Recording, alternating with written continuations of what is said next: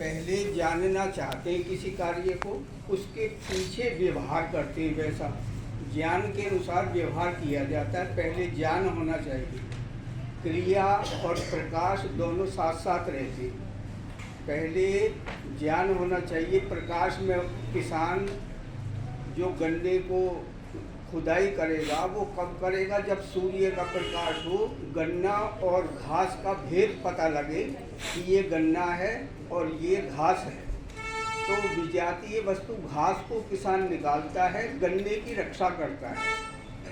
इसी प्रकार से हमारे यहाँ अंदर भी जो ज्ञान है, चेतना है, वो सर्वदा एक जैसी स्थिति में नहीं रहती। उसमें गुण दोष से, तादात्म्य भाव से भेद होता रहता है, परिवर्तन होता रहता है। उस स्थिति में हमको जो यज्ञ है, यज्ञेन, ये तृतीयांत पद है, यज्ञ से यज्ञेन बनेगा। तृतीयांत अर्थात यज्ञ के द्वारा, दानेन और दान के द्वारा, ये स्वतंत्र पद हैं। यज्ञ के द्वारा भी भगवत प्राप्ति होती है और दान के द्वारा भी भगवत प्राप्ति होती है। तपसा अनाशकेन, तपसा तृतीयांत पद है और अनाशकेन इसका विशेषण है। कैसा तप होना चाहिए? जो शरीर को हानिकारक ना हो। तप की मात्रा उतनी होनी चाहिए जिससे कि शरीर में क्षति ना हो, व्याधिग्रस्त ना हो जाए। एक उदाहरण हम ले लेते हैं। हमारे भारत में बहुत सी माताएं अनेक प्रकार के उपवास करती हैं। आज भोजन नहीं करना, एकादशी का व्रत है, अष्टमी का है, अमावस्या का, ये अनेक प्रकार के जो उपवास हैं, यदि उस समय शरीर को विश्राम ना मिले और भागा दौड़ अधिक रहे तो वायु बढ़ती है शरीर में। वायु के बढ़ने से क्या है? वायु के बढ़ने से ऐसा होगा कि भोजन तो ठीक से किया नहीं, कार्य की अधिकता रही, उससे वायु बढ़ी तो सिर में पीड़ा हुई।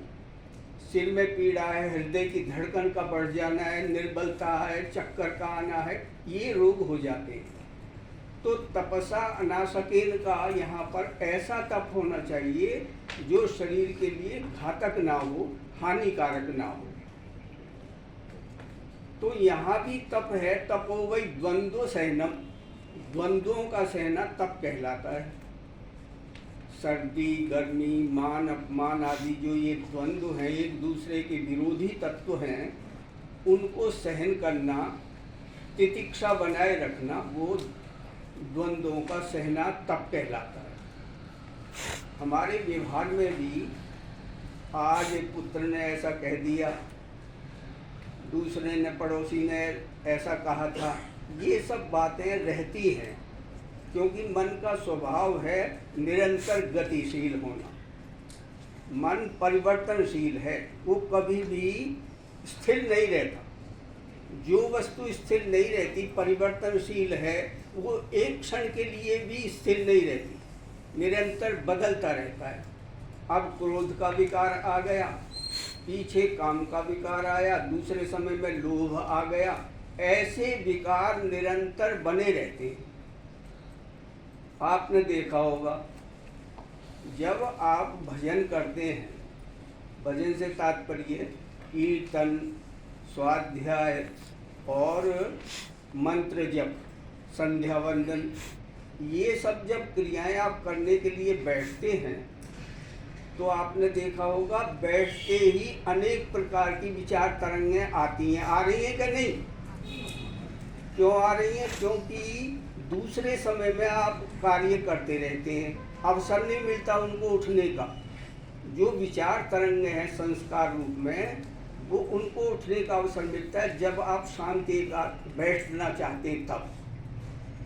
तो उस स्थिति में मान लीजिए आप जप करने के लिए बैठे और दूसरे चिंतन में उलझ गए, तो जो चिंतन है उसका सदुपयोग नहीं हुआ, समय का दुरुपयोग होगा। उसको मिथ्याचारी कहा है शास्त्र में।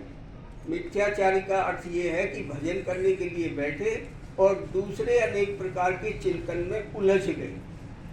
तो ये जो उलझना है इतना सरल नहीं है, चाहे वो विद्वान ही क्यों ना हो, इनसे निपटना, इनको दूर करना इतना सरल नहीं है।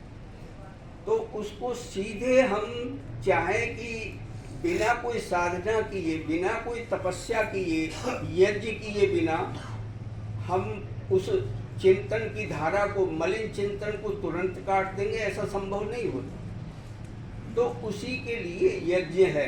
यज्ञ का अर्थ है यहाँ कि जब हम यज्ञ करते हैं उस समय दूसरी तरंगें प्राय नहीं होती अथवा निर्बल रहती हैं। तो ये जो प्रक्रिया है यज्ञ की, यज्ञ से ब्राह्मण लोगों ने, वेद वेत्ताओं ने परमात्मा को जानने की इच्छा की। यज्ञ करने से जो हमारी चिंतन प्रक्रिया जो भी बदलती है, जब आहुति देते हैं उस समय जो मन की धारा रहती है वो दूसरे समय में नहीं रहती, परिवर्तन होता है उसमें। यज्ञ से शुभ परिवर्तन हो जाता है और उसके संस्कारों से जो हमारी भावनाएं हैं, मलिनताएं हैं, दूषित संस्कार हैं, वो भी निर्बल पड़ते हैं। तो यज्ञ एक स्वतंत्र साधन है। इसके अनेक ये तो उपाय है ही कि चित्त की शुद्धि होती है और धर्म, अर्थ और काम और मोक्ष में जो काम और अर्थ पदार्थ हैं, इनमें हम धर्मानुकूल बना सकते हैं।